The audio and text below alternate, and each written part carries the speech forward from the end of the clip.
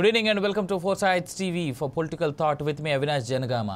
Right, Telangana రాజకీయాలు వేడెక్కాయి. ఓవైపు స్థానిక సంస్థల ఎన్నికల కోసం సన్నద్ధమవుతున్నటువంటి పార్టీలు తమ చేతికి అందే ఏ అంశాన్ని కూడా ఆయుధంగా మలుచుకోవడంలో వెనుకడుగు మాత్రం వేయడం లేదు. తాజాగా ఏ పాలన కోరుకుంటున్నారంటూ జరిగిన ఓ సర్వే తెలంగాణ రాజకీయాల్లో హాట్ టాపిక్ అయింది. దానికి తోడు సుప్రీంకోర్టు తెలంగాణ అసెంబ్లీ స్పీకర్ నిర్ణయాన్ని తీసుకోకపోవడాన్ని ఇంకా ఎంత సమయం మీకు కావాలంటూ కూడా ప్రశ్నించింది. మరోవైపు ఫామ్ హౌస్లో జహీరాబాద్ నియోజకవర్గ నాయకులు కార్యకర్తలతో సమావేశమైన బీఆర్ఎస్ అధినేత మాజీ సీఎం కేసీఆర్ కాంగ్రెస్ పాలనపై ఘాటు విమర్శలు చేశారు. అయితే కేసీఆర్ మాటలకు సీఎం ధీటైన జవాబిచ్చారు. ఇదే అంశాన్ని ఇవాళ మన పొలిటికల్ థాట్లో మెయిన్ టాపిక్గా తీసుకొని మనం ముందుకెళ్దాం. కేసీఆర్ మాట్లాడారు, అసలు కేసీఆర్ ఏం మాట్లాడారు అనేటువంటి అంశాన్ని ఒకసారి చూసేటువంటి ప్రయత్నం చేద్దాం.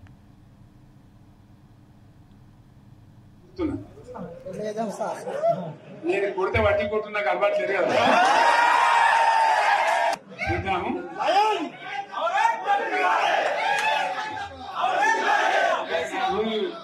కానీ అన్నట్టుగా నేను చూస్తా ఉన్నా. కానీ మన వాళ్ళందరూ కూడా ప్రతిపాదిస్తుంది ఏంటంటే, ఒక సంవత్సరం జరిగిపోయింది, సంగమేశ్వర ఆన్నే పన్నది, బసవేశ్వర ఆన్నే పన్నది, పాలమూరు ఉత్పత్తుల పథకం ఆన్నే పన్నది, కాళేశ్వరం అట్లా ఎండబెడుతున్నారు.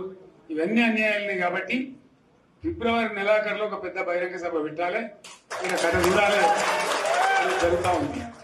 కాబట్టి మీరు కూడా పెద్ద ఎత్తున దయచేసి ఆ సభకు కదిలి రావాలి, దూరమే ఉండదు. ఆ రకంగా తెలంగాణ శక్తి ఏందో మరొకసారి చూపించి వీళ్ళ మెడలు వచ్చి ఇప్పుడు సాధించాలి. భవిష్యత్తు కోసం కూడా కొట్టాడకు మనం సిద్ధంగా ఉండాలని తెలియజేసుకుంటూ, పరమేశ్వర్ గారికి అంతటి లోకమంత్రం ఇది. కోటి రూపాయల భూమి ఇప్పుడు 50 లక్షలు.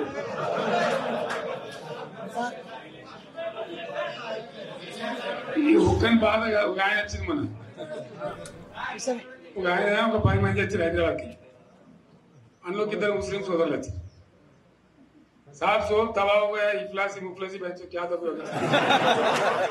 तुम्हारा क्या हुआ बहन, तुम्हारा क्या हुआ, तुम हैदराबाद में तुम लोग बैठे, मेरा कारोबार है साहब, मेरा छोटा मोटा कारोबार है, होटल भी है, 70% गिर गया है. हर कोई पूछ रहे, हर कोई केसीआर भी याद कर रहा है सामान. వాడు మాట్లాడుతున్నారు. ఎక్కడ ప్రతి ఒక్కరు భూముల ధరలు పోయినాయి, మందు పోయినాయి, మసాలా అన్ని పోయినాయి. రైట్, కేసీఆర్ ఏం మాట్లాడారో విన్నాం కదా. మనతో పాటు పొలిటికల్ థాట్లో జాయిన్ అవుతా ఉన్నారు వెంకటరెడ్డి గారు ఫ్రమ్ బీజేపీ, బొమ్మెర రామూర్తి గారు ఫ్రమ్ బీఆర్ఎస్, శోభన్ గారు ఫ్రమ్ సిపిఎం, అదేవిధంగా జయసారథి గారు అనలిస్ట్, భీమరావు నాయక్ గారు ఫ్రమ్ కాంగ్రెస్ పార్టీ. రైట్, అయితే ఈ సందర్భంలో మనం క్లియర్గా మాట్లాడాల్సినటువంటి అంశాలు కొన్ని ఉన్నాయి. మొట్టమొదటిగా ఎక్కడి ప్రాజెక్టులన్నీ అక్కడే ఉన్నాయి, నేను కొడితే మామూలుగా ఉండదు, నేను కొడితే అదో రకంగా ఉంటుంది అనేటువంటి మాట కేసీఆర్ గారు తీసుకున్నారు. రైట్, అయితే కేసీఆర్ గారి కౌంటర్గా, అంటే నేను గెస్ట్లందరితో మాట్లాడించే కంటే ముందు కేసీఆర్ గారు మాట్లాడినటువంటి మాటలకి కౌంటర్గా ఈరోజు రేవంత్ రెడ్డి గారు కూడా ఒక సభలో మాట్లాడడం జరిగింది. రేవంత్ రెడ్డి గారు ఏం మాట్లాడారో ఒకసారి విన్నాక అప్పుడు మన గెస్ట్ల దగ్గరికి వెళ్దాం. 14 నెలల నుంచి అంట ఆయన ఫామ్ హౌస్లో వండుకొని గంభీరంగా చూస్తున్నాడు. ఎవరిని చూస్తున్నావా గంభీరంగా? అచ్చోసిన ఆంబోతులాక నీ కొడుకుని అల్లుని ఊరు మీద వదిలినావు. మైసమ్మ అనేది జాంగీర్ పీర్ల దర్గాకు వదిలిన మేకపోతులాక ఊరు మీద పడి మేస్తా ఉన్నారు నీ కొడుకు నీ అల్లుడు. మన జాంగీర్ పీర్ల దర్గా కోసుకుంటాం కదా మనం, అట్లా జాంగీర్ పీర్ల దర్గాను కూడా మోసం చేసిన 100 కోట్లు ఇస్తాను మా శంకర్ చెప్తున్నాడు. ఇవాళ రాజన్న సిరిసిల్ల ఆలయానికి 100 కోట్లు ఇస్తాను, ఆ దేవుణ్ణి మోసం చేసినావు. ఈడ దర్గాను మోసం చేసినావు. పాలమూరులో ప్రాజెక్టులు కడతా అని, పాలమూరు రంగారెడ్డి ఎత్తిపోతలు పూర్తి చేస్తా అని, కల్వకుర్తి, భీమా, నెట్టంపాడు, కోయిల్ సాగరు, జూరాల, ఆర్జీఎస్, తుమ్మిళ్ళ ప్రాజెక్టులను కడతా అని చెప్పి పాలమూరుకు మాట ఇచ్చి పాలమూరుని ఎండబెట్టి ఎగవేసిన దుర్మార్గుడివి నువ్వు ఈరోజు సంవత్సరం పూర్తి కాకముందే మా మీద వడేడుస్తురట. ఆయన కోసం ఎదురు చూస్తురట. ప్రజలందరూ బాధ పడుతురట. అయ్యా చంద్రశేఖరరావు గారు, 4 కోట్ల ప్రజలు ఎవ్వరు బాధపడతలేరు. రైతులకు రైతు భరోసా వచ్చింది, రైతులకు రైతు రుణమాఫీ జరిగింది, విద్యార్థులకు ఫీజు రియంబర్స్మెంట్ ఇచ్చినాం, రాజీవ్ ఆరోగ్యశ్రీ 10 లక్షలకు పెంచినాం, పేదలకు ఇండ్లల్లా 200 యూనిట్. రైట్, రేవంత్ మాటలు కూడా మనం విన్న తర్వాత ఇంట్రెస్టింగ్గా అనిపిస్తూ ఉంది. ఫామ్ హౌస్లో వండుకున్నటువంటి నువ్వు నా మీద కామెంట్ చేస్తావు అనేటువంటి మాట రేవంత్ రెడ్డి మొదలుపెట్టిండు. ఐ మీన్ ఆయన మాట్లాడినటువంటి మాటలు నేను మాట్లాడలేను కాబట్టి ఆయన చెప్పినటువంటి విధానం మాత్రం చాలా ఇంట్రెస్టింగ్గా ఉంది. చూద్దాం, బొమ్మె రామూర్తి గారి దగ్గర నుంచి మొదలెడదాం, బీఆర్ఎస్ నేత నుంచి, ఎందుకంటే కేసీఆర్ మాటలతో మనం మొదలెట్టాం కాబట్టి. రామూర్తి గారు, welcome to four sides and welcome to political thought. ఓ మాట చెప్పండి, కేసీఆర్ మాటల్ని ఎట్లా చూడాలి రామూర్తి గారు? అందరికీ నమస్కారం. నాతో డిబేట్ లో పాల్గొంటున్న పెద్దలకు, ఫోర్ సైడ్ టీవీ ప్రేక్షకులకు, యాజమాన్యానికి హృదయపూర్వక నమస్కారం తెలియజేస్తూ, సరే కేసీఆర్ గారు ఈ రాష్ట్రాన్ని సాధించిన నాయకుడిగా 1 సంవత్సరం తర్వాత కొన్ని విషయాలు మా నాయకుల మధ్య, మా కార్యకర్తల మధ్య ఈ రాష్ట్రం పడుతున్న బాధ, ప్రజలు పడుతున్న బాధను ఆయన బయటికి మాట్లాడే ప్రయత్నం చేశారు. నిజంగా వీళ్ళే అన్నారు, వీళ్ళే ఎన్ని రకాలుగా కేసీఆర్ గారిని దుర్భాషలు ఆడిరు, ఎన్ని రకాలుగా తిట్టారు. ఫామ్ హౌస్ లో అంటాడు, అసలు బయటికి రాజులు ఒక మాట మాట్లాడాడు, ఒక దాని మీద రియాక్ట్ గారు అని. అంటే కేసీఆర్ గారు ఆ రోజే చెప్పారు, సంవత్సరం దాకా ఆగుతామన్నారు, ఆగిండ్రు. ఏదో మాట్లాడటమే. ఇక చూడు, పిచ్చి పట్టిన కుక్కల్లాగా అసలు ఎలా మొరుగుతున్నారంటే, ఒక్కడు కేసీఆర్ గారి కాలి గోటికి సరిపోని ఎదవలు కూడా ఇష్టం వచ్చినట్టు మాట్లాడుతున్నారు. నేను ఒక్కటే అడుగుతున్నా, కేసీఆర్ గారు మాట్లాడిన దాంట్లో ఏమైనా తప్పుందా? చాలా క్లియర్ గా అన్నాడు. మీరు నమ్మారు, మరి కొంత ఆశపడ్డారు, ఓట్లు వేశారు. మీరు నమ్మి నానబోతే పుచ్చి బుర్రలైనట్టు ఏ ఒక్కటి కూడా హామీ నెరవేర్చలేదు. ఇప్పుడు కాంగ్రెస్ పార్టీ నాయకులు దొరికితే నిజం కూడా ఊర్లలో కొట్టేటట్లున్నారు అని క్లియర్ గా మా కార్యకర్తలను ఉద్దేశించి మాట్లాడిన మాటలు. అరే దానికి పట్టుకొని ఎంత మాటలు, తెలంగాణ ప్రజల ఆత్మని కించపరిచేటట్టు, తెలంగాణ అభిమాన కేసీఆర్ గారి అభిమానుల ఆత్మగౌరవాన్ని కించపరిచేటట్టు మాట్లాడితే మాకు కోపం రాదండి? ఏంది అంటే అధికారం ఉన్నది అనే అధికార మదంతో కొవ్వెక్కి ఎవరు పడితే వాడు, కేసీఆర్ గారి ఖాళీ నోటికి సరిపోయినోడు కూడా గురించి అంత మాటలు మాట్లాడుతుంటే మేము ఎట్లా ఊరుకుంటామండి? కాబట్టి ఇప్పటికైనా ఈ ప్రభుత్వం వాళ్ళు చేసే కార్యక్రమాల మీద ఆలోచించాలి. అయినా జరిగిందా? ఇవాళ కూడా ముఖ్యమంత్రి రేవంత్ రెడ్డి నిస్సిగ్గుగా ఒక సిగ్గులేని తరంగా మాట్లాడాడు. ఏం మాట్లాడాడు? మేము అన్ని ఇచ్చినాం అంటున్నారు. మరి అన్ని ఇస్తే రైతులు ఎందుకు ఇబ్బంది పడుతున్నారు? ఎందుకు కూలీలు ఇబ్బంది పడుతున్నారు? సీతక్క మాట్లాడుతుంది, మేము కూలీలకు కూడా డబ్బులు ఇచ్చినాం అంటున్నారు. రైతు కూలీలకు డబ్బులు ఇచ్చినాం అన్నది, తులం బంగారం ఇచ్చినాం అన్నది, ప్రతిదీ ఇస్తున్నాం అన్నది, 4000 పెన్షన్ ఇస్తున్నాం అన్నది, అన్ని పచ్చబద్దాలు మాట్లాడితే ఇక మేము మాట్లాడలేమా? ఎందుకంతా ఒక మంత్రుల హోదాలో ఉండి నిస్సిగ్గుగా మాట్లాడితే ఎట్లా అండి? నాకు అర్థం కాదు. సభ్య సమాజం తలదించుకునే విధంగా మాట్లాడితే ఎట్లా? తాగి మొట్లుతుండు నిలబడలేసే ఒక పెద్ద ఆయనని పట్టుకొని ఈ రాష్ట్రాన్ని సాధించి ఒక 10 సంవత్సరాలు భారతదేశంలోనే నెంబర్ 1 స్థానంలో ఉంచిన ఒక గొప్ప నాయకుని పట్టుకొని నీకు తెలివి లేదు, నీకు చేతగాక తెలంగాణ రాష్ట్రాన్ని దివాలా తీసిన సంవత్సరంలోనే అదే గొప్ప పాలు చేసినావు. నిజంగానే రాష్ట్రంలో ఎక్కడికి పోయినా అన్ని వర్గాల ప్రజలు ఒక్క వర్గమైన సంతోషంగా ఉన్నదా? నాకు ఈ రోజు కాంగ్రెస్ పార్టీ నాయకులు ఎవరు లైవ్ లో ఉన్నారో తెలియదు, ఇంకా నేను చూడలేదు. భీమరావు నాయక్ గారు ఫ్రమ్ కాంగ్రెస్ పార్టీ. దయచేసి వారికి విజ్ఞప్తి చేస్తున్నా, కేసీఆర్ గారు మాట్లాడిన మాటలు మేము మాట్లాడతాం, నోరు బాధేసుకుంటాం అంటే మాకు కూడా నోరు ఉంటుంది. కాబట్టి మేము వాస్తవాలు మాత్రమే మాట్లాడతాం. కేసీఆర్ గారు మాట్లాడిన దాంట్లో ఏ ఒక్కటైనా సరే, కొన్ని చేయలేదు కాబట్టి మేము ఓడిపోయాము. ఇప్పుడు మేము క్లియర్ గా ఏం తప్పులు జరిగినాయి, ఏం అది జరిగినాయి అనేది ఇప్పుడు ప్రజలు అర్థం చేసుకుంటున్నారు. బండ కూతులు తిడుతున్నారు. నిజంగా కనబడితే గ్రామాలలో ప్రజలు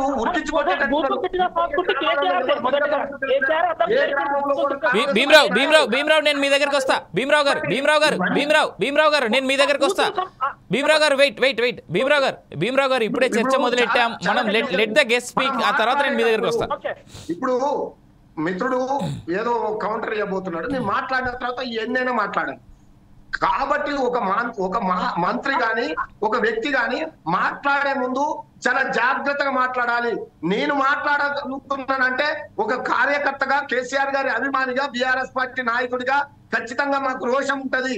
మాకు రోషం వచ్చేటట్టు మాట్లాడకండి, మీకు సమాధానం చెప్పండి. ఎందుకు మీరు ఇప్పటి వరకు 2,500 ఇవ్వలేదు? ఎందుకు ప్రాజెక్టులకు టెండర్లు పిలవడం లేదు? ఎందుకు నీటి ఎద్దడి వచ్చింది? ఎందుకు కరెంటు రాకుండా పోతుంది? ఎందుకు మహిళలకు 2,500, ముసలి వాళ్ళకు 4,000 రూపాయల పెన్షన్ ఎందుకు ఇవ్వలేకపోతున్నారు? ఇప్పటి వరకు కూలీ రైతులకు ఎందుకు ఇవ్వలేకపోయారు? ఎందుకు రైతు బంధు వేయలేకపోయారు? ఇవి అడుగుతున్నాము. అందుకే ఇక వీళ్ళకి ఎందుకు ఉచ్చబడుతుందో నాకు అర్థం కావట్లేదు, ఎందుకు భయం అవుతుందో అర్థం కావట్లేదు. కేసీఆర్ గారు రాలేదు. పులి ఎక్కడున్నా ఈ సంవత్సరంలో ప్రతిరోజు కేసీఆర్ గారి పేరు తెలవకుండా మీ గవర్నమెంట్ నడిచిందా? మీ ముఖ్యమంత్రి ఎక్కడైనా మీటింగ్ కేసీఆర్ గారి పేరు ఉచ్చరించకుండా ఎక్కడైనా మాట్లాడిందా? ఆయన పడుకున్నా లేచినా కేసీఆర్ గారి పేరు మీ మంత్రులు తలుస్తున్నారు. రైట్ రామూర్తి గారు, వెల్కమ్ బ్యాక్. రామూర్తి గారు మళ్ళీ మాట్లాడిస్తాం.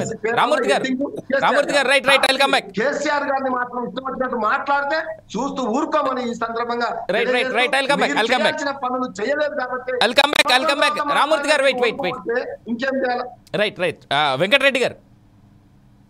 వెంకటరెడ్డి గారు ఇవాళ కేసీఆర్ మాట్లాడినటువంటి మాటలు, అదేవిధంగా రేవంత్ మాట్లాడినటువంటి మాటలు మీరు విన్నారని మేము అనుకుంటా ఉన్నాం. నేను కొడితే మామూలుగా ఉండదు అనేటువంటి మాట కేసీఆర్ చెప్పిండు. నీకు దమ్ముంటే అసెంబ్లీకి రా అని చెప్పేసి రేవంత్ అంటా ఉన్నాడు. అందరికీ గుడ్ ఈవినింగ్. ఇప్పుడు కాంగ్రెస్ పార్టీ మాట్లాడినా లేకపోతే బీఆర్ఎస్ పార్టీ మాట్లాడినా కూడా తెలంగాణ ప్రజలు అందరూ కూడా గమనిస్తా ఉన్నారు. ఎవరు ఏ విధంగా పాలన అందిస్తా ఉన్నారో అందరికీ అర్థమవుతా ఉంది. గత 10 సంవత్సరాల కాలంలో బీఆర్ఎస్ పార్టీ కానీ, బీఆర్ఎస్ పాలన కానీ, కేసీఆర్ గారి పాలన కానీ చూసారు కదా. తెలంగాణ రాష్ట్రం వచ్చాక కొత్తగా వచ్చిన తెలంగాణని ఆయన చేతుల్లో పెట్టారు.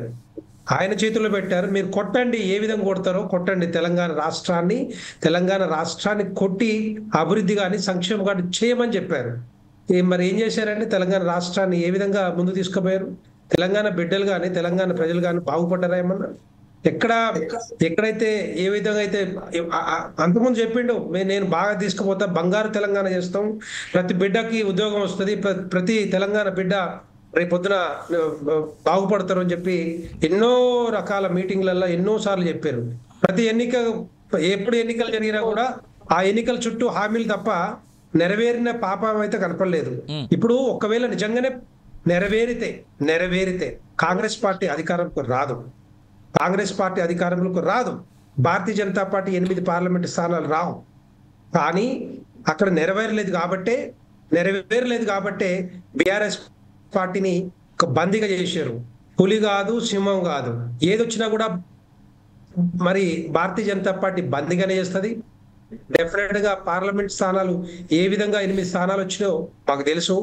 ఆల్టర్నేటివ్ గా భారతీయ జనతా పార్టీ వైపే చూస్తున్నారు తప్పితే ఏ విధంగా కొట్టుడు లేదు, తిట్టుడు లేదు. అయిపోయింది, తిట్టుడు మొత్తం అయిపోయింది.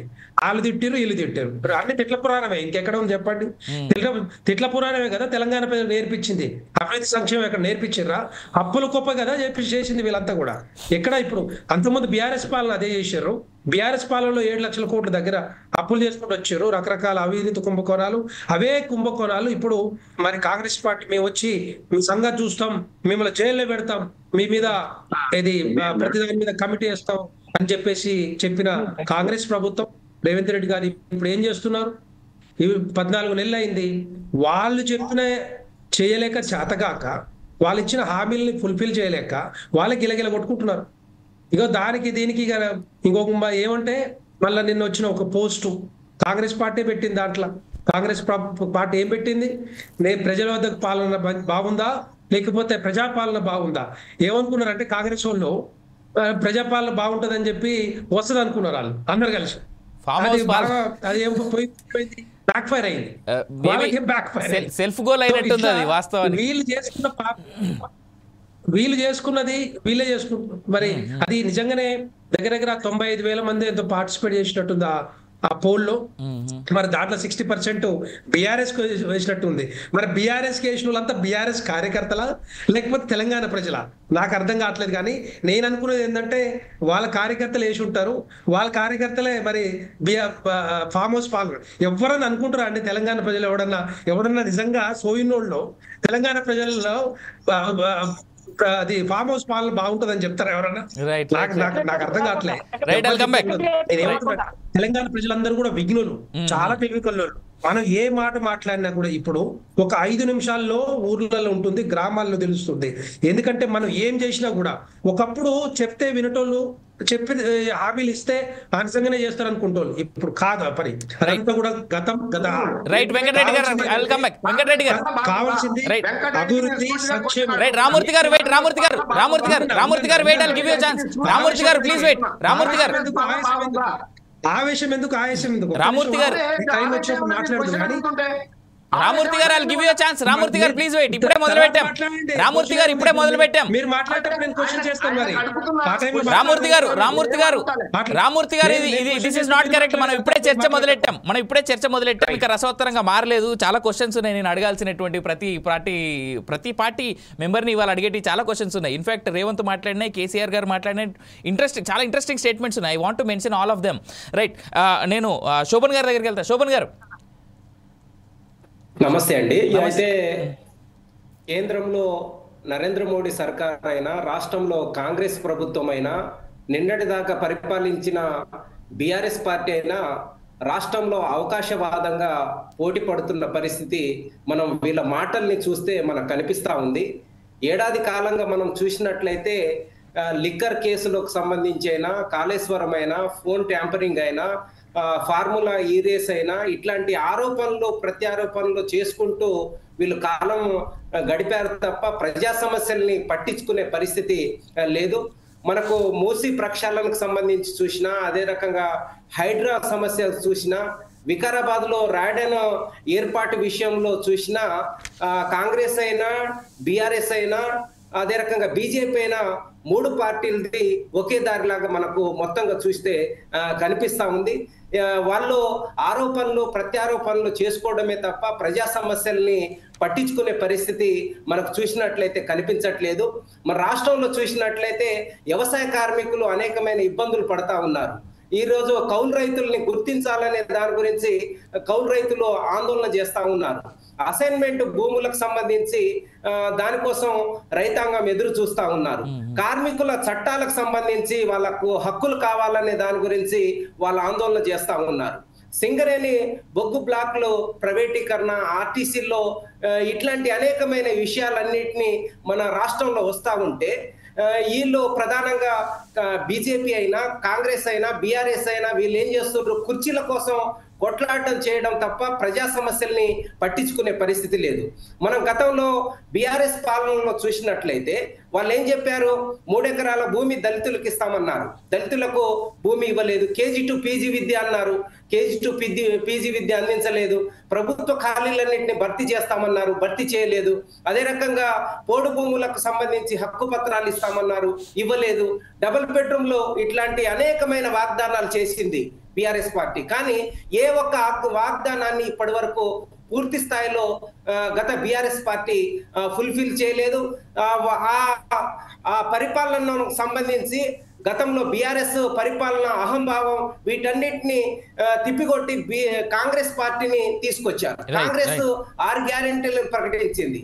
ఆ 6 గ్యారెంటీలకు సంబంధించి వాళ్ళు ఏం చెప్పారు? 6 గ్యారెంటీలలో ప్రధానంగా కాంగ్రెస్ ఇచ్చిన 6 గ్యారెంటీలో అమలైతుంది కేవలం మహిళలకు ఉచిత బస్సు సౌకర్యం తప్ప మిగతా ఏ ఒక్క వాగ్దానము అమలుకు నోచుకోవట్లేదు. అందుకనే ఈరోజు ఖాళీ పోస్టుల విషయానికి సంబంధించి చూసినా, ఇళ్ల స్థలాలకు సంబంధించి చూసినా, సాగు భూములకు సంబంధించి చూసినా, కౌలు రైతులకు సంబంధించి చూసినా, ఇట్లాంటి విషయాలన్నింటినీ ముఖ్యమంత్రి గారు మాట్లాడట్లేదు.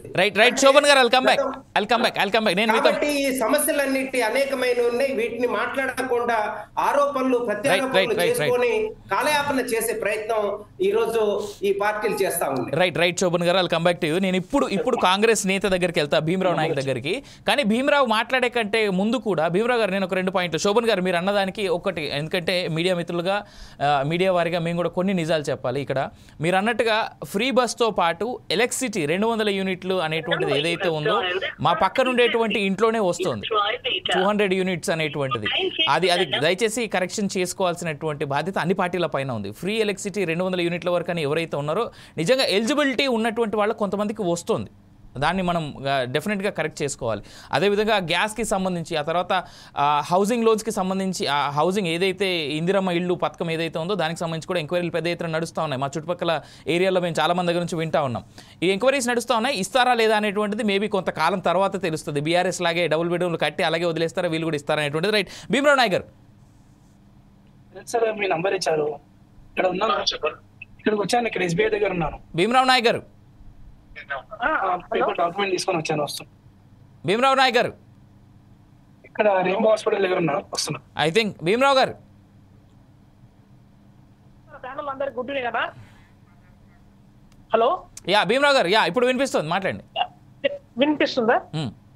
ఈ రోజు ఏదైతే మనకు కాంగ్రెస్ పార్టీ పైన కేసీఆర్ చేసినటువంటి విమర్శలు కానీ, లేకపోతే ఇంక ఇతర పార్టీ బీజేపీ వెంకటరెడ్డి అన్న గారు మాట్లాడే మాటలు కానీ చూస్తే నిజంగానే ఇలా తెలంగాణ రాష్ట్ర ప్రజలు ఇప్పుడు నవ్వుతా ఉన్నారు. ఏంటి ఈ విషయం, ఈ విధంగా ఇంకా సంవత్సర కాలంలోనే ఈ విధంగా మాట్లాడుతున్నా అంటే రాబోలు ఇంకేని మాటలు మాట్లాడుతున్న విషయాన్ని అర్థమవుతుంది. ఇక్కడ ఏంటంటే 2014లో కేసీఆర్ చేతికి తెలంగాణ రాష్ట్రాన్ని అప్పచెప్తే ఇలా తెలంగాణ రాష్ట్రం 10 సంవత్సరాలలో ఏ రాష్ట్రం చేయనంత అప్పు చేసి సామాన్య ప్రజలకు అందాల్సినటువంటి డబుల్ బెడ్రూమ్ విషయంలో కానీ, దళితులకు చెప్పినటువంటి 3 ఎకరాల భూమి విషయంలో కానీ, తర్వాత దళితుని సీఎం చేస్తున్న విషయం కానీ మొదటి నుంచి అయినా మాటలన్నీ పూర్తిగా ఫెయిల్ అయిపోయిన తర్వాత 9 సంవత్సరాలు భరించిన తర్వాత కాంగ్రెస్ పార్టీకి అధికారం ఇచ్చి కాంగ్రెస్ పార్టీ అధికారంలో వచ్చి సంవత్సరం కాలం గడిచిన తర్వాత ఒక పథకాలను దశల వారీగా అమలు చేస్తా ఉంటే ఇలా బీఆర్ఎస్ ప్రభుత్వం ఎందుకు ఈ విధంగా విమర్శలు చేస్తున్నదో వాళ్ళకు ఆత్మ పరిశీలన చేసుకోవాలి. అయితే భీమరావు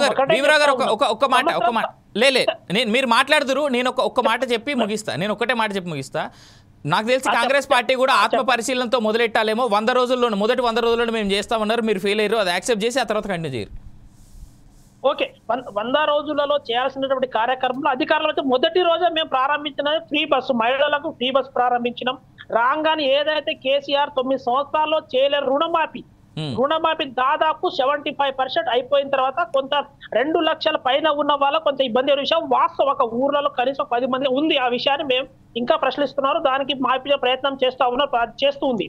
ఈ క్రమంలోనే ఇప్పుడు ఇక్కడ నిజమైన అర్హులను గుర్తించడం కోసము ఇలా ఇంద్రమ్మ ఇల్లు కానీ, లేకపోతే రైతు భరోసా కానీ కేసీఆర్ గవర్నమెంట్ లో గుట్టలకు పుట్టలకు అందరికీ కాకుండా ఈసారి ఇచ్చినటువంటి ఏసంగి కాలానికి మొన్న దాదాపు 572 మండలాలలో రిలీజ్ చేయడం జరిగింది. కేసీఆర్ రెండవసారి మనకు రైతు బంధు ఇచ్చేటప్పుడు ఎన్ని నెలలు ఇచ్చారండి?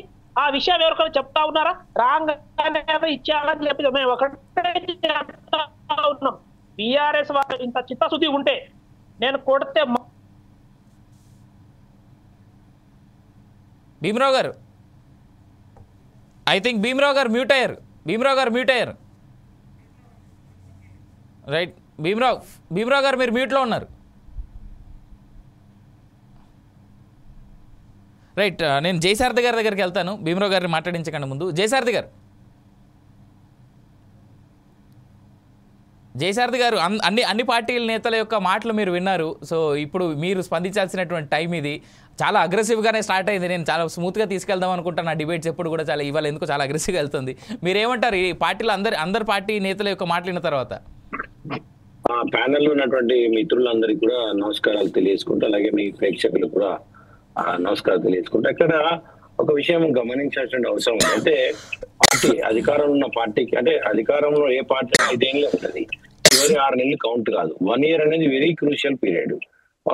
6 months అంటే వాళ్ళు ఒక హనీమూన్ పీరియడ్ గాను చాలా కార్యక్రమాలు ప్రభుత్వ పాలన మీద ఒక గ్రిప్ కోసం వాళ్ళు ఫోకస్ చేయాల్సి ఉంటుంది. కాబట్టి అవన్నీ గ్రిప్ రావడం కోసం కొంత సమయం పడుతుంది అనేది. కానీ ఏడాది సమయం అయిపోయిన తర్వాత ఇంకా కారణాలు చెప్పడం అంటే కొంత ఇబ్బందికరమైనటువంటి పరిస్థితి. అయితే ఇవాళ కేసీఆర్ గారు ఇవాళ మాట్లాడి ఉండొచ్చు, ప్రతిపక్ష నేతగా ఆయన మాట్లాడాలి, ఇన్ని రోజులు మాట్లాడలేదు అనేది ఒక క్వశ్చన్. ఇవాళ ఇవాళ కేసీఆర్ గారు మాట్లాడడం కంటే ముందు ఒక వారం రోజుల కింద చూడండి, ఎందుకు కాంగ్రెస్ పార్టీ సెల్ఫ్ గోల్ వేసుకుంటా ఉందనే విషయాన్ని కూడా గుర్తించుకోవాల్సిన అవసరం ఆ పార్టీ నేతలకు ఉంది. కోమటిరెడ్డి రాజగోపాల్ రెడ్డి గారే మాట్లాడారు. బీఆర్ఎస్ పార్టీకి అస్త్రం ఎవరిచ్చారు? ఫస్ట్ కోమటిరెడ్డి రాజగోపాల్. సరే, చాలా విషయాలు వాళ్ళు మాట్లాడుతుండొచ్చు. రీసెంట్ గా ఏమన్నారు, రూరల్కి వెళ్తే కేసీఆర్ బాగుండే, కేసీఆర్ అయితే మంచిదని అన్నారని ఓపెన్ గా ఒక సీనియర్ ఎమ్మెల్యే ఒక మంత్రికి సోదరుడు ఆయన మాట్లాడిన తర్వాత ఇవాళ కాంగ్రెస్ పార్టీ ఏ రకంగా డిఫెండ్ చేసుకుంటుందండి దీన్ని? కాంగ్రెస్ పార్టీలో అంటే ఆయన మంత్రి పదవి ఆశిస్తున్నటువంటి వ్యక్తి, అంత కీలకమైనటువంటి వ్యక్తి ఈ రకంగా మాట్లాడిన తర్వాత ఇవాళ బీఆర్ఎస్ పార్టీ ప్యూర్లీ అడ్వాంటేజ్ తీసుకుంటది, ఖచ్చితంగా తీసుకుంటది. వాళ్ళు మాట్లాడిన దాంట్లో తప్పేం లేదనేటువంటి అభిప్రాయం వస్తుంది దాంట్లో. కేసీఆర్ గారు మాట్లాడవచ్చు అని. ఇప్పుడు దీనికి కారణం ఏంటిదంటే వీళ్ళు 100 రోజుల్లోపు అన్ని హామీలు నెరవేరుస్తామని చెప్పిండ్రు.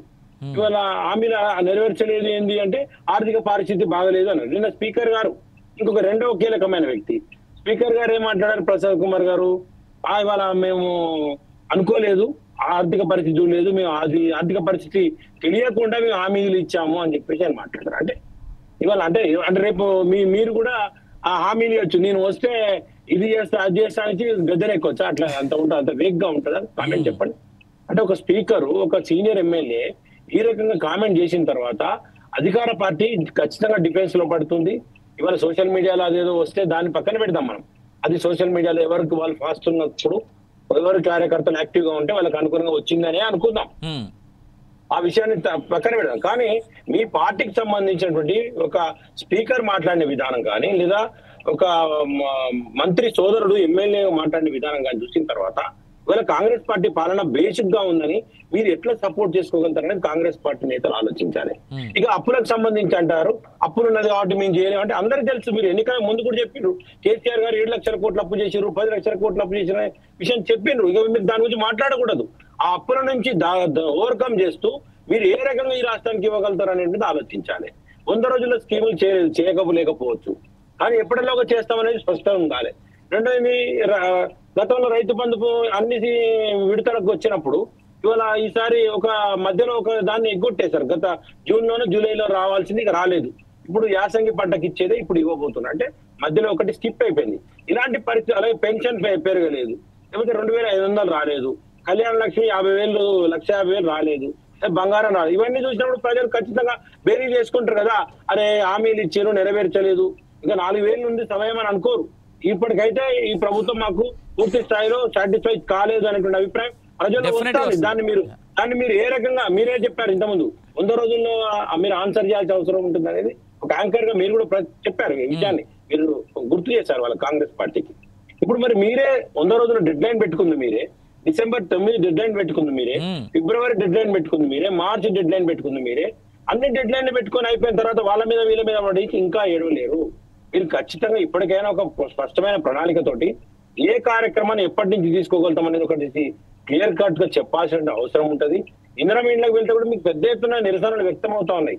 ఆ జాబితా రూపొందించడం, అందరి నుంచి దరఖాస్తులు తీసుకోవడం, మళ్ళీ దరఖాస్తులు తీసుకోవడం, దరఖాస్తులు తీసుకున్నాక మళ్ళీ ఒక లిస్టు ప్రిపేర్ చేయడం, లిస్ట్ వచ్చిన వాళ్ళ పేర్లు అందరికీ ఉండవు, అందరికి వస్తాయన్నట్టు కాదని మళ్ళీ చెప్పడం అధికారులు.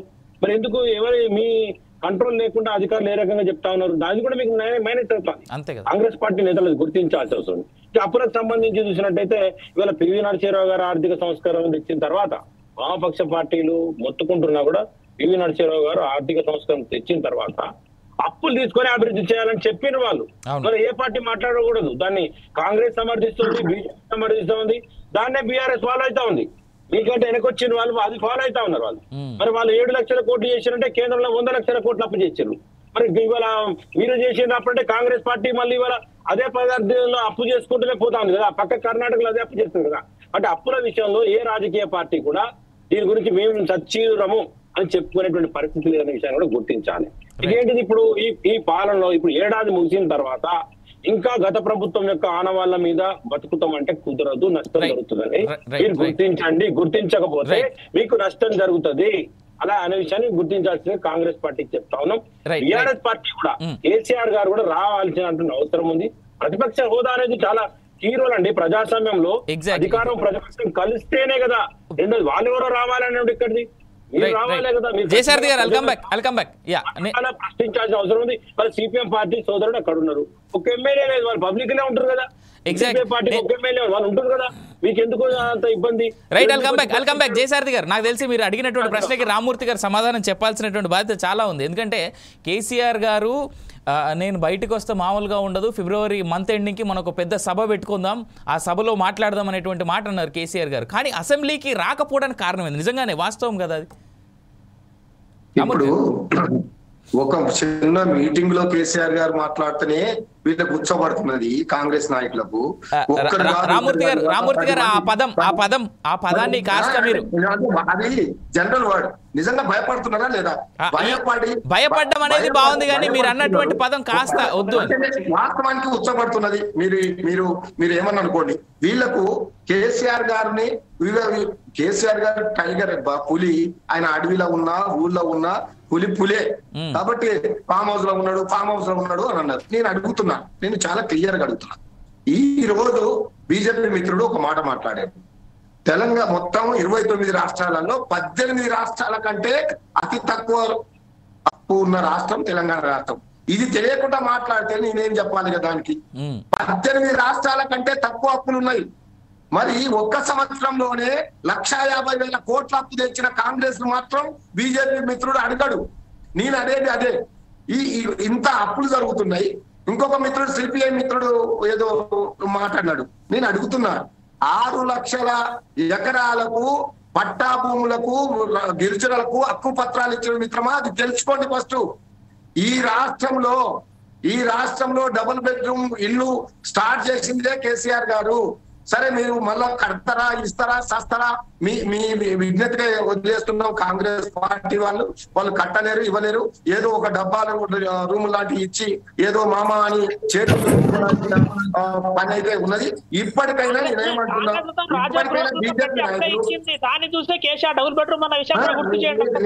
నేనేమంటున్నా, ఒక్క నిమిషం. బీజేపీ మిత్రుడు అధికారంలో ఉన్న రాష్ట్రాలలో ఇప్పుడు 1 సంవత్సరం జరిగింది. కాంగ్రెస్ పాలన బాగున్నదా బాగలేదా బీజేపీ మిత్రుడు చెప్పాలి కదా. బాగున్నదా బాగలేదా చెప్పమని. వెంకటరెడ్డి గారు మీ సమాధానం. బాగలేదు కాబట్టి మమ్మల్ని ఓడించారు, మేము ఓడిపోయి ప్రతిపక్షంలో అధికారంలో ఉన్న వాళ్ళని నువ్వు క్వశ్చన్ చేయాల్సిన వాడివి. మళ్ళా ఓడిపోయిన వాళ్ళ మీద నాకు ఇంకా టైం దొరకలే అంటే మీరు ఏమనుకుంటున్నారు? రామూర్తి గారు వెంకటరెడ్డి గారు సమాధానం మళ్ళీ కంటిన్యూ చేద్దాం. బీఆర్ఎస్ పార్టీ నాయకుల్ని తప్ప ఇంకా వేరే వాళ్ళు. రామూర్తి గారు ఒక్క నిమిషం. వెంకటరెడ్డి గారు బీజేపీ నేత మాటలు విన్నాక మీ మాటలు మళ్ళీ కంటిన్యూ చేద్దాం. ఒక మిత్రుడు చెప్పారు ఏమని, కేసీఆర్ గారు బయటికి రావాలా. కేసీఆర్ గారు ఇన్ని రోజులు వీళ్ళు చేసే అక్రమాలు, వీళ్ళు చేసే మోసాలు, ఇప్పుడు ప్రజలకు ఇచ్చిన హామీలు ఒక్కటి కూడా నెరవేర్చలేదు. కాబట్టి ప్రతిదీ ఆలోచించి ఎప్పుడైతే మనం ఇప్పటికే అన్నాడు, ఇవాళ ముఖ్యమంత్రి రేవంత్ అన్నాడు 1 సంవత్సరం కూడా కాలేదు అప్పుడే మొదలు పెట్టాడు. అరే ఇన్ని రోజులు అన్నది మీరే కదనయ్యా. కేసీఆర్ గారు బయటికి రావడం లేదు, మాట్లాడడం లేదు అని చెప్పింది మీరే. మళ్ళీ ఈ రోజు మాట్లాడడం సార్, ఇవాళ కూడా కేసీఆర్ గారు బయటికి రాలే. అది కూడా ఫామ్ హౌస్ లో జరిగిన మీటింగే. ఇవాళ కూడా జరిగింది ఫామ్ హౌస్ మీటింగే, బయటికి వచ్చి మాట్లాడిన దాఖలాలు కాదు. రైట్, వెంకటరెడ్డి గారు. అవినాష్ గారు, ఇప్పుడు బీఆర్ఎస్ నాయకులు చెప్తున్నారు ఏమంటారు అంటే, నేను ఇంత ఫస్ట్ ఆ బయటలోనే చెప్పిన బీఆర్ఎస్ పార్టీ పాలన ఏ విధంగా ఉండేనో, కేసీఆర్ పాలన ఏ విధంగా ఉండేనో కాంగ్రెస్ పార్టీ కూడా అదే దారిలో పోతుందని చెప్పారా లేదా? అది క్లియర్ గా మళ్ళీ వెనక్కి వెళ్ళి చూడమని చెప్పండి. అదే అప్పుల కుప్ప ఇప్పుడు కాంగ్రెస్ పార్టీ చేస్తా ఉంది. అదే హామీలు తొమ్మిదికి టచ్ చేసుకుంటా పోతా ఉన్నారు. ఒక నిమిషం ఉండదు.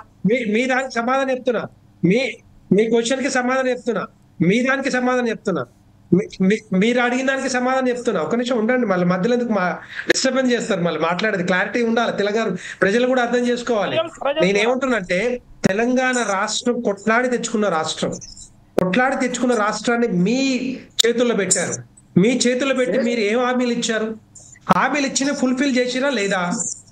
చేయకపోతేనే కదా ఈరోజు కాంగ్రెస్ పార్టీని గెలిపించింది. భారతీయ జనతా పార్టీకి 8 పార్లమెంట్ స్థానాలు ఇచ్చింది. మీ కేసీఆర్ గారినే ఫామ్ హౌస్ లో బందీ చేసింది. అవునా కాదా? అదంతా మీరు తెలంగాణ ప్రజలే కదా చేసిందంతా. మేముగా కాంగ్రెస్ బీజేపీ నాయకులు, బీజేపీ కార్యకర్తలు, లేకపోతే కాంగ్రెస్ పార్టీ కార్యకర్తలు కాదు కదా, తెలంగాణ ప్రజలే కదా. మీరు ఒప్పుకోవాలి దాన్ని. తెలంగాణ భారతదేశంలో 16 రాష్ట్రాలు కాదు 18 రాష్ట్రాలు ఉన్నాక ఏ రాష్ట్రానికి ఆ రాష్ట్రానికి అభివృద్ధి కానీ సంక్షేమం కానీ మీ ఇష్టం వచ్చినట్టుగా ఇవ్వలేదు. ఎక్కడ మీ ఇష్టం వచ్చిన హామీలు, మీ ఇష్టం వచ్చిన వాగ్దానాలు, మీ ఇష్టం వచ్చిన మాటలు, ఏదో మాటలకి మంత్రాలకి చింతకాయలు రాలుతాయన్నట్టుగా కేసీఆర్ చెప్పుకుంటూ పోతే విన్నారు. కానీ ఈ రోజుల్లో వినటోళ్ళు ఎవరు లేరు. ఈ రోజుల్లో మంత్రాలకు చింతకాయలు రాలితేనే ఆలోచన మీరు ఇప్పుడు పెట్టుకోవద్దు. రేపు కేసీఆర్ వచ్చినా ఇంకొకరు వచ్చినా కూడా మేము ఏ విధంగా భారతీయ జనతా పార్టీ ఏ విధంగా పోరాటం చేస్తుందో, ఏ విధంగా బంద్ చేస్తుందో మాకు తెలుసు. మీరు చెప్పాల్సిన అవసరం లేదు. తెలంగాణ ప్రజలకి అర్థమైపోయింది. ఇప్పుడు నేను కాంగ్రెస్ గురించి చెప్తా. కాంగ్రెస్ పార్టీ కూడా అదే విధంగా అదే బాటలు నడుస్తా ఉంది. ఒకటి, వాళ్ళు ఇచ్చిన హామీలు 6 గ్యారెంటీలు దగ్గర రిపీటెడ్ సబ్జెక్ట్. ఇది 6 గ్యారెంటీలు వాళ్ళు 100 రోజులు కంప్లీట్ చేస్తున్నారు. 100 సార్లు చెప్పారు అది కూడా 100 రోజులు కంప్లీట్ చేస్తామని. డిసెంబర్ 9 చేసి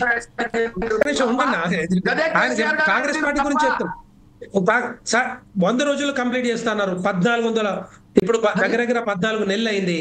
6 గ్యారెంటీలో 13 అంశాలు ఉంటే దగ్గర 4-5 అంశాలు మాత్రమే టచ్ చేసారు. దాంట్లో 2 అంశాలు కొద్దిగా బాగా అవుతున్నట్టుంది. మిగతా అంశాలు రైతుల గురించి చెప్తే రైతు భరోసా గాని, ఈ రైతు కూలీలకు ఇచ్చేది కానీ, లేకపోతే ఉమెన్ కి ఇచ్చేది కానీ, స్త్రీలకు ఇచ్చేది కానీ, లేకపోతే వృద్ధుల పెన్షన్ కానీ, తర్వాత పిల్లలకి విద్యార్థులకి విద్యా భరోసా కానీ, ఇవన్నీ ఎక్కడిస్తున్నారండి? ఎప్పుడు ఇచ్చారు చెప్పండి? ఇదంతా కూడా ఏమంటున్నంటే మీకు చేతగాని హామీలు ఇచ్చి మొత్తం తెలంగాణ ప్రజల్ని హామీల్లోనే మరి మభ్య పెడుతున్నారు తప్పితే ఈ రోజు రియాలిటీలకు వస్తే వీళ్ళకి చేతగానితనం కనపడతా ఉంది. వీళ్ళ దగ్గర దమ్ము లేదు, ధైర్యం లేదు, ఆ డబ్బు లేదు. ఇవ్వాలంటే కూడా మరి ఆ పెట్టుబడులు కూడా రావాలి. ఇవన్నీ లేవు కాబట్టి ఒక నిమిషం ఉండండి. రామూర్తి ఒక్క నిమిషం ఉండండి. కాంగ్రెస్ పార్టీ గురించి చెప్తున్నా. అరే మీరు ఒక్క నిమిషం ఉండండి. కాంగ్రెస్ పార్టీ పాలన గురించి చెప్తున్నా. మీరు ఎంత మొత్తుకున్నా కూడా తెలంగాణ ప్రజలు మిమ్మల్ని విశ్వసించరు. మీరు ఎంత మొత్తుకున్నా కూడా మీరు మీరు చెప్పేది వినాలి. ఎంతసేపు కూడా మీరు మధ్యలో డిస్టర్బ్ చేయొద్దు. తెలంగాణ ప్రజలు అర్థం చేసుకుంటారు కాబట్టి ఈ రోజు ఏదైతే స్థానిక సంస్థల ఎన్నికలు వస్తా ఉన్నాయో ఎట్టి పరిస్థితుల్లో బీఆర్ఎస్ పార్టీని ఏ విధంగా ఓడించారో రేపు పొద్దున కాంగ్రెస్ పార్టీ పరిస్థితి అదే విధంగా ఉంటుంది. కాంగ్రెస్ పార్టీని ఓడించే దమ్ము ధైర్యం భారతీయ జనతా పార్టీకి ఉంటుంది. మీరు అర్థం చేసుకోవాలి. అంతవరకే తెలంగాణ ప్రజలందరూ అర్థం చేసుకున్నారు. బీఆర్ఎస్ ఏ విధంగా ఉందో ఇప్పుడు కాంగ్రెస్ పార్టీ పాలన కూడా అదే విధంగా ఉంది. మీరిద్దరే పెట్టుకున్నారు. అదే మరి భారతీయ జనతా పార్టీ కూడా పోల్ లేదు దాంట్లో. మీరిద్దరు ఎందుకు పెట్టుకున్నారు నాకు అర్థం కాదు. ఫామ్ హౌస్ పాలన ఎవరు కావాలి? సెక్రటేరియట్ లో ప్రజల గురించి ఆలోచించే దమ్ము ధైర్యం నాయకులు కావాలి. ఆ ప్రభుత్వం కావాలి. ఇవన్నీ కావాలి. కానీ బయట ఏదో సోషల్ మీడియాలో లేకపోతే రోజు మీడియాలో వస్తే పెద్ద గొప్ప కాదు కదా. వెంకటరెడ్డి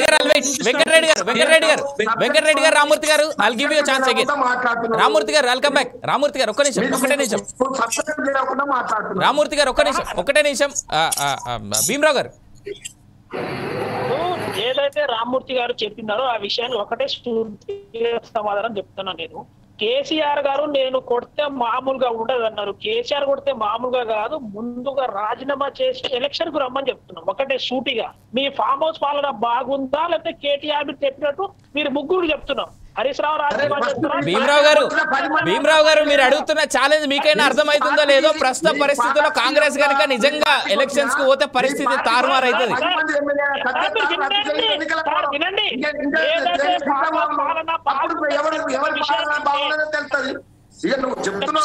అదే అడుగుతున్నాం. ఖచ్చితంగా తెలంగాణ వినండి, తెలంగాణ ఉద్యమ సమయంలో కేసీఆర్ ఎన్నిసార్లు రాజీనామా చేయించింది, ఎన్నిసార్లు రాజీనామా చేసిండు. ఇప్పుడు చేయమని చెప్తున్నాం. నిజంగా మా పాలన బాగా లేకపోతే ప్రజలు మమ్మల్ని ఇంటికి పంపిస్తారు. మిమ్మల్ని ఏ విధంగా అయితే పంపించారో ఆ విధంగా పంపిస్తారు. భీమరావు గారు మీరు అంటుంటే నాకే నవ్వొస్తుంది. మొత్తం రాజీనామా చేయమనండి. మీ ఎమ్మెల్యేని మేము అధికారంలో ఉన్నాము, ప్రజలకు మంచి చేస్తున్నాము. ఈ రోజే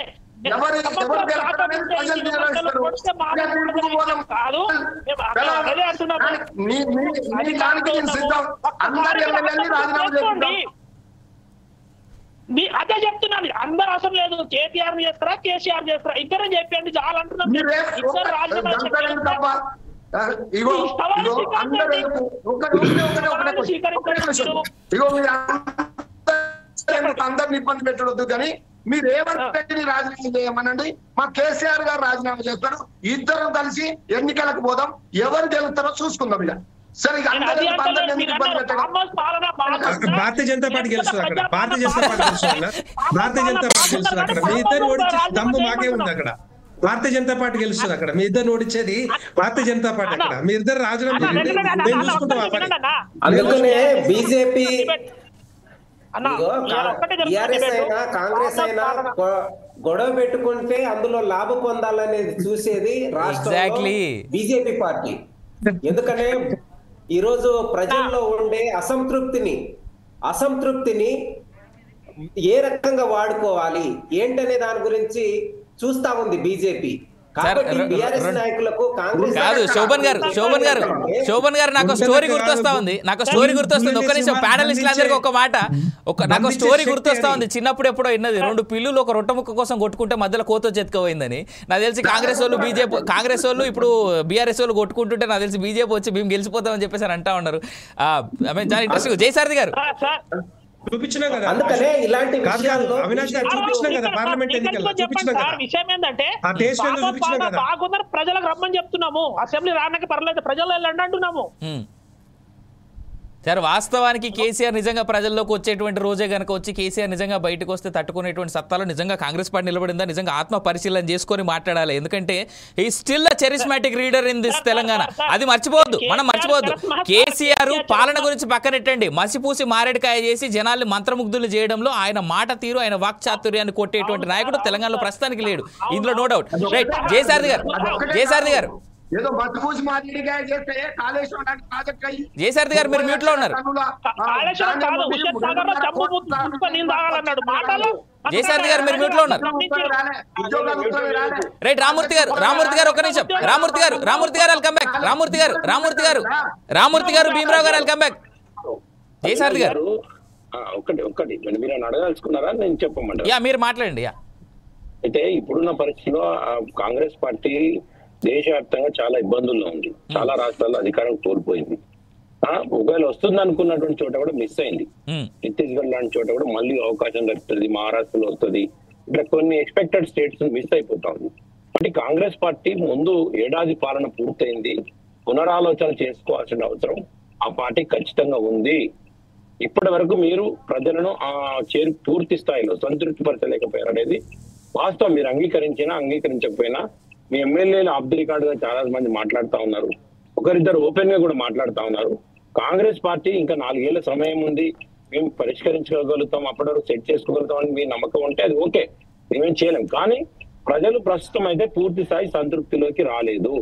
కేసీఆర్ దించిన తర్వాత కాంగ్రెస్ పార్టీకి ఓటేసి దానివల్ల పూర్తిగా మేము లబ్ధి పొందామనేటువంటి ఇంకా లేదు, మీకు టైం ఉంది ఇంకా. కానీ ఇప్పటికైతే పూర్తిగా రాలేదనే విషయాన్ని మరి వాస్తవం, దాన్ని మీరు గుర్తించాలి. దానికి మీ యొక్క స్వయంకృత అపరాధాలు కూడా కొన్ని ఉన్నాయి. మీరే డిసెంబర్ 9, 100 రోజుల్లో, 3 నెలల్లో, 6 నెలల్లో ఇట్లా డెడ్ లైన్లు పెట్టుకుంటూ వచ్చి ఫుల్ఫిల్ చేయకపోవడం, ఆ రైతు రుణమాఫీకి సంబంధించి ఒక స్పష్టంగా ఎట్లా చేస్తామనేది ఆ రకంగా పూర్తిగా చేరుకోలేకపోవడం, రైతు భరోసా చేరుకోలేకపోవడం, కొన్ని స్కీమ్స్, ఇంపార్టెంట్ స్కీమ్స్ మీరు మహిళలకు ఉచిత బస్సు లేకపోతే 200లకు విద్యుత్, ఇవి పూర్తి బాగా ఇంపాక్ట్ చూపలేదు. మేజర్ గా సెక్టర్ ఉన్నటువంటి రైతులు కావచ్చు, పెన్షనర్లు కావచ్చు, అలాగే ఇంకా ఉద్యోగస్తుల యొక్క అది కూడా ఉంది, వేతనాల పెంపు. ఇవి 3 ప్రధానమైనటువంటి సెక్టర్స్ ఉన్నాయి. ఇంకా ఇవి సెక్టర్స్ మీరు వాళ్ళకి పిఆర్సీ అంటే వీళ్ళను మీరు సంతృప్తి పరచకపోతే ఖచ్చితంగా మీరు తీవ్రమైనటువంటి వ్యతిరేకతను ఎదుర్కోవాల్సి వస్తుంది. కాంగ్రెస్ పార్టీ చాలా ఇబ్బందులు పడేటువంటి అవకాశం వస్తుంది. ఇప్పుడు మొదట్లోనే ఉంది, సరి చేసుకోవాల్సిన అవసరం ఆ కాంగ్రెస్ పార్టీకి స్పష్టంగా ఉంది. ఆ పథకాల విషయంలో ఉంది. ఇంకా మీరు స్కీమ్స్ ఇంప్లిమెంట్ చేస్తా పోతా ఉంటే కూడా కొత్త అంశాలు వస్తాయి. సపోజ్ ఇంద్రమహిళలకు మీరు తీసుకొస్తే ఒక జాబితా ఇస్తే 3 జాబితాలు మీకు వ్యతిరేకంగా పనిచేసే అవకాశం, రాని వాళ్ళు తీవ్ర వ్యతిరేకంగా ఉండే అవకాశం ఉంది.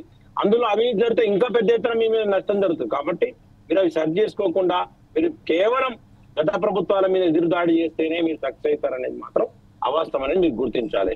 ఇక రెండో విషయం ఏంటంటే ఖచ్చితంగా బీఆర్ఎస్ పార్టీ మళ్ళీ అధికారంలోకి రావాలంటే ఈ ప్రతి అంశాన్ని ఎవరైనా అధికార పార్టీ మేనిఫెస్టోలో పెట్టిన ప్రతి అంశాన్ని లేదా మేజర్ గా ఉన్నటువంటి ముఖ్యమైన అంశాలను 6 స్కీములను కూడా మీరు బలంగా ఇంప్లిమెంట్ చేయడానికి బలమైనటువంటి పోరాటాలు చేస్తే వస్తుంది తప్ప కేవలం ప్రెస్ మీట్లతోనో దాంతోనో మీకు పూర్తి స్థాయి మైలేజ్ రాదు. మీకు గతంలో పాలించిన అనుభవం ఉంది, మీరు కొంత మంచి చేసింది ఉంటుంది, చెడు ఎక్కువ ఉంది. చెడును ఉండడం వల్లనే 2 టర్ముల తర్వాత మిమ్మల్ని మార్చారు. కొత్త వాళ్ళకి అవకాశం ఇచ్చి చూద్దాం, దీంట్లో కొంత మార్పు. ఒక రేషన్ కార్డు కూడా ఇవ్వండి, కొత్త రేషన్ కార్డు. అయితే ఇక అదొకటి ఉంది. రెండోదిగా బీజేపీ పార్టీ రాష్ట్రంలో అధికారంకి రావాలంటే ఆ పార్టీ సంస్థాగతంగా ఇంకా పూర్తిగా బలోపేతం కావాల్సిన అవసరం ఉంది. 8 పార్లమెంట్ స్థానాలు రావచ్చు, అవి దేశవ్యాప్తంగా వచ్చినటువంటి బీజేపీ యొక్క గాలి ఉంది, అది తెలంగాణలో స్పష్టంగా పనిచేసింది. దానివల్ల వాళ్ళ అధికారులకి ఒక 8 పార్లమెంట్ స్థానాలు వచ్చినాయి. అంతకుముందు అసెంబ్లీ సీట్లలో 8 స్థానాలు వచ్చినాయి. కాబట్టి ఈ రాష్ట్రంలో అధికారంలోకి రావాలంటే ఆ పార్టీ పూర్తిగా సంస్థాగతంగా అభివృద్ధి కావడం ఒకటి. రెండోది, ఈ రాష్ట్రానికి మరి 15 ఏళ్ళు దాదాపు వాళ్ళు గవర్నమెంట్ లో ఉంటారు వచ్చే ఎలక్షన్ వరకు. ఈ రాష్ట్రానికి బీజేపీ పార్టీగా ఇన్ని వేల కోట్ల ప్యాకేజీతో ఇవి అభివృద్ధి చేసిందనేటువంటి చెప్పండి. అట్లా కాకుండా మేము దేశవ్యాప్తంగా హైవేలు ఇచ్చినాం, లేకపోతే దేశవ్యాప్తంగా రైల్వేలు ఇచ్చినాం అంటే అవి అందరిలో భాగంగా వస్తాయి. హైవే లాంటి చోట కేంద్ర ప్రభుత్వం ఇచ్చేదే ఉండదు. నాకు తెలిసి దాని మీద చర్చ ఇన్ డీటెయిల్ జయసారథి గారు, దాని మీద ఇన్ డీటెయిల్ చర్చ నాకు తెలిసి రేపు బడ్జెట్ తర్వాత పెడితే బాగుంటుందేమో, చూద్దాం. ఎలక్ట్రిక్ అలా టోల్ గేట్లు పెట్టేసి వసూలు చేసుకుంటారు. అది ఏ పార్టీ క్లెయిమ్ చేయడానికి వీల్లేదు. హైవేలు ఇచ్చినాం అని చెప్పేసి ఇన్ని కిలోమీటర్లు శాంక్షన్ లెటర్ ఇస్తారు, వాడు ప్రైవేట్ బ్యాంక్ నుంచి లోన్లు తీసుకుంటాడు, చేసేస్తాడు. అది చేస్తే కాబట్టి గుర్తుపెట్టుకోవాల్సిన అవసరం ఉంది. ఇది హనీమూన్ పీరియడ్లు అన్ని పీరియడ్లు ముగిసిపోయినాయి. ఇవాళ ప్రజలకు స్పష్టంగా సమాధానం చెప్పాల్సిన అవసరం ఇటు రాష్ట్ర ప్రభుత్వానికి కూడా ఉంది. రైట్ జయసారథి గారు, థ్యాంక్ యూ. మనం కంక్లూజన్ వైపు వెళ్దాం. రామూర్తి గారు, ఫైనల్ గా మీ స్టేట్మెంట్స్ నాకు సింగిల్ జస్ట్ 1 minute లో కంక్లూజన్ ప్లీజ్. ఏం లేదండి, మేము చేయాల్సినవి అన్ని చేశాము. 6,50,000 రేషన్ కార్డులు ఇచ్చాము. దాదాపు మేము ఇచ్చిన ఉద్యోగాలకు వీళ్ళు దాదాపు 33,000-35,000 ఉద్యోగాలకు వీళ్ళు నియామక పత్రాలు ఇచ్చారు. మేము ఎగ్జామ్ పెట్టాము, మేము అది చేశాము. ప్రతిదీ 7,500 కోట్ల రూపాయలు రైతు బంధుకు సంబంధించిన వీళ్ళు ఇచ్చిన ఫస్ట్ సంవత్సరంలోనే 3 నెలల్లో ఇచ్చిన డబ్బులు మేము ఇచ్చిన డబ్బులు. అది ఎన్నికల కోడ్ వచ్చిందని వీళ్ళే ఎన్నికల కమిషన్ దగ్గర పోయి మీరు ఇవ్వద్దని అంటే ఆపారు. కాబట్టి ఆ డబ్బుల్ని వీళ్ళు ఇచ్చారు. నిస్సిగ్గుగా ఒక ముఖ్యమంత్రి స్థాయిలో ఇంత నిస్సిగ్గుగా మాట్లాడితే ఎట్లా అంటే నాకు అర్థం కాదు. బాధ్యత మర్చి తన హోదాని మర్చి ఇష్టం వచ్చినట్టు మాట్లాడే విధానం కాంగ్రెస్ 4 సంవత్సరాలు బతి బట్ట కడుతుంది. లేకపోతే కుక్కని తరిమినట్టు తరిమి కొడతారు. ప్రజలు చాలా సీరియస్ గా ఉన్నారు, ఎలాంటి సందేహం లేదు. రైట్ వెంకటరెడ్డి గారు, మీ కంక్లూజివ్ కామెంట్స్. కాంగ్రెస్ పార్టీ ఇచ్చిన ఏవైతే హామీలు ఉన్నాయో అవన్నీ కూడా తుంగలో తొక్కుతున్నారు. కాబట్టి గ్రామంలో ఎవరిని అడిగినా కూడా, ఎవరిని టచ్ చేసినా కూడా ఈ రోజుల్లో ఎప్పటి నుంచో 14 నెలల నుంచి కళ్ళు పెద్ద చేసుకొని చూస్తా ఉన్నారు. ఈ పెన్షన్ వస్తుంది, ఆ పెన్షన్ వస్తుంది, రేపు మేం బాగుపడతాం అని చెప్పేసి వికలాంగుల దగ్గర నుంచి, వృద్ధుల దగ్గర నుంచి, మహిళల దగ్గర నుంచి, రైతుల దగ్గర నుంచి, రైతు కూలీల దగ్గర నుంచి ఇవన్నీ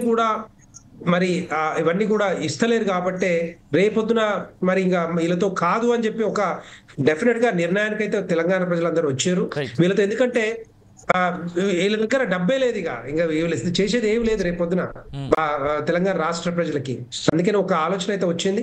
సో రేపొద్దున అందుకే ఏ సంస్థాగత ఎన్నికలు వచ్చినా కూడా భారతీయ జనతా పార్టీని ఆలోచిస్తే తప్పితే, దాని గురించి ఆలోచిస్తే తప్పితే బీఆర్ఎస్ కానీ కాంగ్రెస్ పార్టీని కానీ ఎట్టి పరిస్థితిలో ఒప్పుకునే పరిస్థితి ఉండదు. ఎందుకంటే ఇద్దరికి 2 ఛాన్సులు ఇచ్చారు. 3వ ఛాన్స్ ఎవరికి పోవాలి? డెఫినెట్ గా భారతీయ జనతా పార్టీకి పోవాలి. తప్పకుండా వేస్తారు. రాష్ట్రాల్లో వేసినప్పుడు 17వ రాష్ట్రం ఇది వేరా, ఇక్కడ తెలంగాణ రాష్ట్రంలో వేరా? 16 రాష్ట్రాల్లో భారతదేశంలో ఉన్నప్పుడు 17వ రాష్ట్రంగా భారతీయ జనతా పార్టీ అధికారంలో చూడండి. రైట్ శోభన్ గారు, రాష్ట్రంలో ఒక చరిస్మా కలిగిన నాయకుడు కేసీఆర్ గారు. కాబట్టి ఈరోజు కాంగ్రెస్ పరిపాలన వాళ్ళు ఏదైతే 6 హామీలు ఇచ్చారో అవి అమలు కావట్లేదు. అందుకనే ఈరోజు కేసీఆర్ గారు ఫామ్ హౌస్ వదిలి ప్రజల్లోకి రావాలి. అదొకటి జరగాలనేది నేను కోరుకుంటున్నాను. రెండోది ఏంటంటే కాంగ్రెస్ ఇచ్చిన హామీలన్నింటినీ అమలు చేయాలి. ఈరోజు బీజేపీ ఈరోజు కాంగ్రెస్ బీఆర్ఎస్ రెండింటి మధ్య గొడవ పెట్టి తన లబ్ధి పొందాలనే ఆలోచనలు చేస్తా ఉంది. మన దగ్గర చూసినట్లయితే సమ్మక్క సారక్క చూసినా, జైనూర్ చూసినా, ఉట్నూరు ఘటనలు చూసినా, ఇలాంటి సికింద్రాబాద్ ఇవి చూసినా అన్ని ఘటనలు ఏ రకంగా ఉపయోగించుకోవాలనే ఆలోచన బీజేపీ చేస్తా ఉంది. కాబట్టి బీజేపీకి ఉపయోగపడేటట్లు బీఆర్ఎస్ కాంగ్రెస్ ఉండకూడదని ప్రజల కోసం ప్రజా సమస్యల్ని తీసుకొచ్చే ఆలోచనలు చేయాలని నేను కోరుతున్నాను. రైట్ శోభన్ గారు, థ్యాంక్ యూ. ఈ పొలిటికల్ థాట్ లో పాల్గొన్నందుకు వెంకటరెడ్డి గారికి, రామూర్తి గారికి, శోభన్ గారికి, భీమరావు గారికి, అదేవిధంగా జయసారథి గారికి అందరికీ ధన్యవాదాలు. అయితే ఇక్కడ ఒక విషయం, సంబంధం లేదు అని అనుకునేటువంటి వాళ్ళకి సంబంధం క్రియేట్ చేసి మరి నేను చెప్తా. ఢిల్లీ ఎలక్షన్స్ రాబోతా ఉన్నాయి, తొందరలో ఉన్నాయి. 3 పార్టీలు, కాంగ్రెస్, ఆమ్ ఆద్మీ పార్టీ, అదేవిధంగా బీజేపీ, 3 పార్టీలు కూడా ఉచితాల మీద ఫోకస్ చేశారు తప్ప లోకల్ డెవలప్మెంట్ ఏదైతే అక్కడ ఉన్నటువంటి యమునా నదికి సంబంధించి, తర్వాత అలాగే అక్కడ ఉన్నటువంటి గాలి కాలుష్యానికి సంబంధించి ఏ విధంగా కంట్రోల్ చేస్తాం పొల్యూషన్ అనేటువంటి స్టేట్మెంట్ ఏ పార్టీ దగ్గర నుంచి రాలేదు. ఆమ్ ఆద్మీ నుంచి కానీ, కాంగ్రెస్ నుంచి కానీ, బీజేపీ నుంచి కానీ. అదే అంశం ఏ రాష్ట్రంలో ఎలక్షన్స్ జరిగినా అన్ని పార్టీలు చేస్తూ ఉన్నట్టుగానే కనిపిస్తూ ఉన్నాయి. అంటే కాంగ్రెస్ కానీ, బీజేపీ కానీ, లోకల్గా ఉండేటువంటి ఏ పార్టీలైనా కేవలం ఎలక్షన్ల కోసం ఇస్తున్నటువంటి హామీలే తప్ప నిజంగా ప్రజాపాలన మీద, ప్రజల యొక్క డెవలప్మెంట్ మీద వీళ్ళు కాన్సన్ట్రేట్ చేస్తున్నారా? క్వశ్చన్ మార్క్ గానే కనిపిస్తూ ఉంది. చూద్దాం, రేపు బడ్జెట్ ఉంది, దాని మీద మళ్ళీ మరింత చర్చ పెట్టేటువంటి ఆస్కారం రేపు మనం మాట్లాడదాం. అదే కాకుండా తెలంగాణ డెవలప్మెంట్పై నిరంతరమైనటువంటి చర్చలు ఫోర్ సైట్స్ ఎప్పటికప్పుడు చేస్తూనే ఉంటుంది. చూస్తూనే ఉండండి for more details. Four sides TV. నేను మీ అవినాష్ జనగామ, సైనింగ్ ఆఫ్.